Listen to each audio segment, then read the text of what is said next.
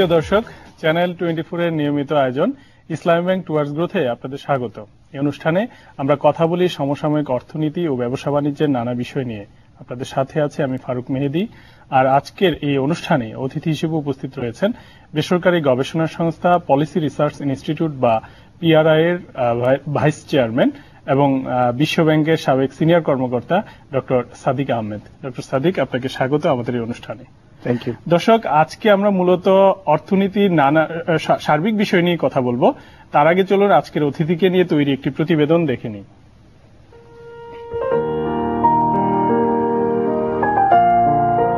Doctor Sadiq Ahmed, vice chairman, বেসরকারি গবেষণা প্রতিষ্ঠান পলিসি রিসার্চ ইনস্টিটিউট পিআরআই। দায়িত্ব পালন করছেন দেশের অন্যতম নির্ভরশীল গবেষণা প্রতিষ্ঠান পিআরআই এর ভাইস চেয়ারম্যান হিসেবে।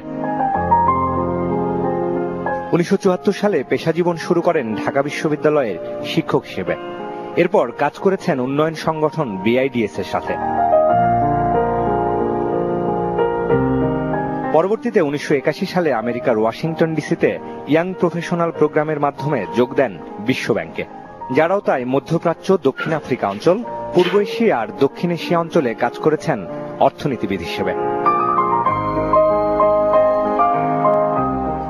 এছাড়াও পাকিস্তান এবং আফগানিস্তানের কান্ট্রি ডিরেক্টর ছিলেন ডক্টর সাদিক। ছিলেন সাউথ এশিয়ার আঞ্চলিক পরিচালক এবং প্রধান অর্থনীতিবিদ। ইজিপ্ট, ইন্দোনেশিয়ার সিনিয়র ইকোনমিস্ট হিসেবেও কাজ করেছেন সেই সময়। জন্ম 23 ডিসেম্বর 1952 সালে। ঢাকা কলেজ থেকে উচ্চ মাধ্যমিক এবং অর্থনীতি বিষয়ে স্নাতক শেষ করে ঢাকা বিশ্ববিদ্যালয় থেকে একই বিষয়ে স্নাতকোত্তর করেন তিনি। এরপর লন্ডন স্কুল অব ইকোনমিক্স থেকে এমএসসি এবং বোস্টন ইউনিভার্সিটি থেকে অর্থনীতি বিষয়ে পিএইচডি ডিগ্রি লাভ করেন। হার্ভার্ড বিজনেস স্কুল এবং কেনেডি স্কুল থেকে বিশেষ প্রশিক্ষণও নেন ডক্টর সাদিক। পেশাগত জীবনে সহযোগী হিসেবে কাজ করেছেন আইএমএফ, এডিবির মতো নানা আন্তর্জাতিক সংগঠন, বিভিন্ন দেশের অর্থ মন্ত্রণালয় আর নীতি নির্ধারণী পর্যায়ে। দীর্ঘ 28 বছরের পেশা জীবনের অভিজ্ঞতা ঠেলে দেশে ফিরে 2009 সালে সহকর্মীদের সাথে গড়ে তোলেন গবেষণা প্রতিষ্ঠান policy research institute PRI.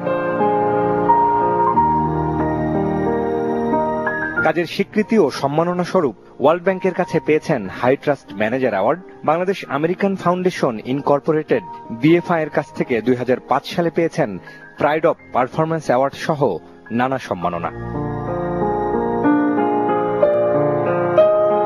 Doctor আহমেদের গবেষণা ও আগ্রহের বিষয় ছিল পাবলিক ফিন্যান্স, দারিদ্র্য বিশ্লেষণ, উন্নয়ন পরিকল্পনা। তার গবেষণা ভিত্তিক 30টিরও বেশি আর্টিকেল বা নিবন্ধ প্রকাশ পেয়েছে দেশীয় আন্তর্জাতিক বিভিন্ন জার্নালে। দীর্ঘ অভিজ্ঞতায় দক্ষিণ এশিয়ার তুলনা ও বিশ্লেষণ, খাদ্য মূল্যস্ফীতি সমন্বয় সহ অর্থনীতি বিষয়ক গ্রন্থ লিখেছেন 10-এর অধিক। বিশেষ করে 2005 সালে বাংলাদেশ নিয়ে তার সম্পাদনায় ম্যাকমিলান থেকে প্রকাশিত ট্রান্সফর্মিং বাংলাদেশ ইন্টু এ মিডল ইনকাম ইকোনমি বইটি দৃষ্টি আকর্ষণ করে গবেষক সহ নানা মহলের।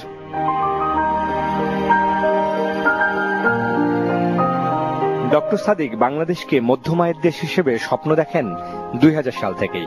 বিশ্বাস করেন এদেশে যথেষ্ট সম্ভাবনা রয়েছে রপ্তানি এবং উৎপাদনশীল খাতে, আর তা পুরোপুরি কাজে লাগানো গেলে ঘুরে দাঁড়াবে বাংলাদেশের অর্থনীতি।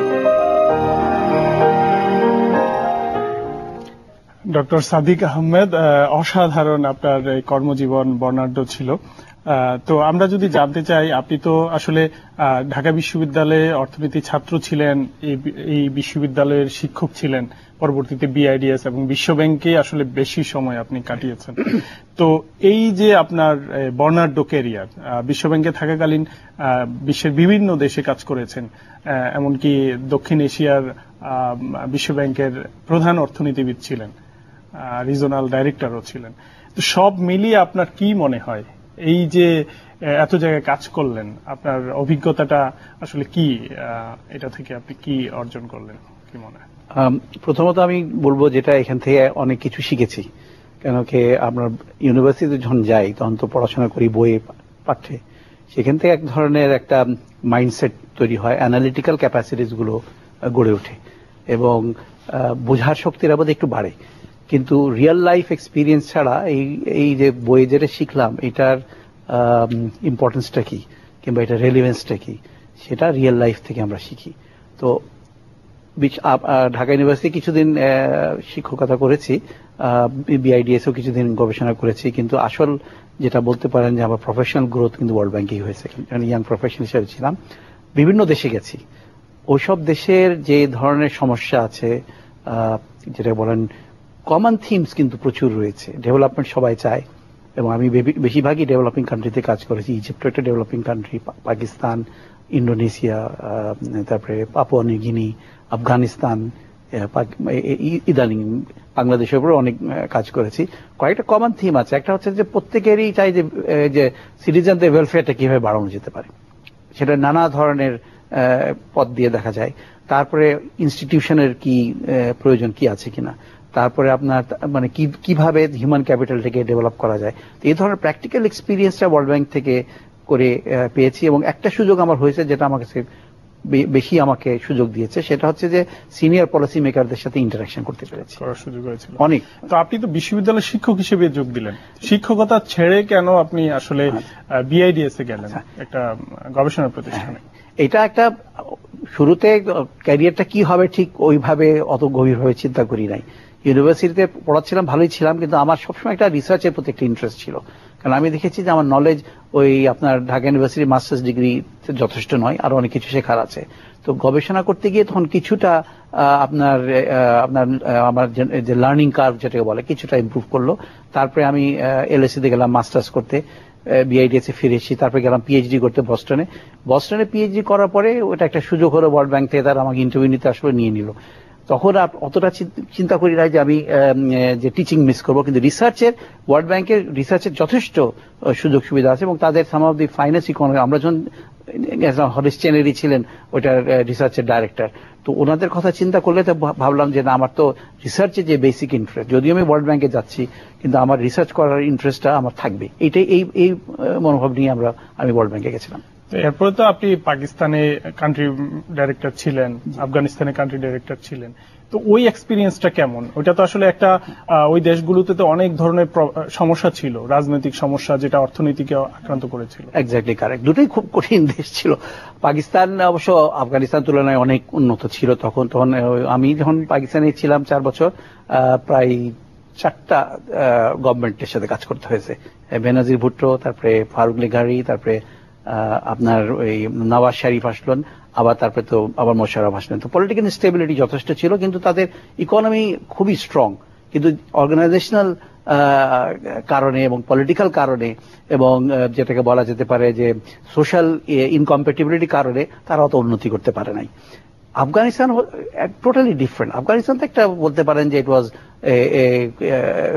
প্রিমিটিভ, একদম প্রিমিটিভ যাকে বলে। তখন ওখানে সোশ্যাল রিলেশনস গুলো কিভাবে ম্যানেজ করবে সেটা নিয়েও সমস্যা ছিল। আপনারা মূলত কোন দিকে আসলে কাজ করেছেন বিশ্ব ব্যাংকের হয়ে আফগানিস্তানে?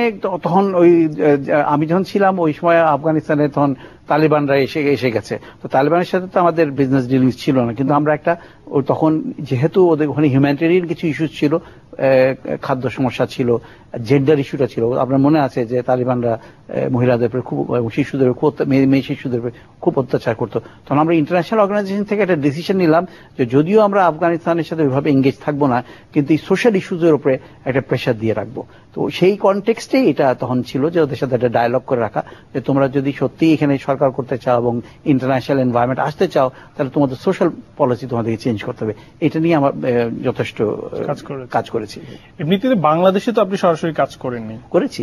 বাংলাদেশে আমি যখন সাউথ এশিয়ার ডাইরেক্টর ছিলাম তখন বাংলাদেশ আমার একটা, এবং অনেক কাজ করেছি, কারণ এখানে তখন আবার বাজেট সাপোর্ট অপারেশন হচ্ছে, 4টা ডেভেলপমেন্ট সাপোর্ট ক্রেডিট আমি রিজিওনাল ডাইরেক্টর হিসাবে 8টা দেশ ছিল। ইন্ডিয়া আমার সবচেয়ে বড় ক্লায়েন্ট ছিল, বাংলাদেশ নাম্বার 2, প্রায় $1.2 বিলিয়ন, কিন্তু বাংলাদেশ। আমি তখন ছিল কোথায়, বেস ছিল ওয়াশিংটনে। আমি ওয়াশিংটনে ছিলাম, এখানে বিভিন্ন অর্গানাইজেশনের কাজ করেছি। ডক্টর সাদিক, ওয়ার্ল্ড ব্যাংকে আপনার এক্সপিরিয়েন্স নিয়ে আরো কথা বলবো, একটা বিরতি নেব। প্রিয় দর্শক, ইসলামী ব্যাংক টুয়ার্ডস গ্রোথের এরপর যে ছোট্ট একটা বিরতি নিচ্ছি, আমাদের সাথেই থাকুন।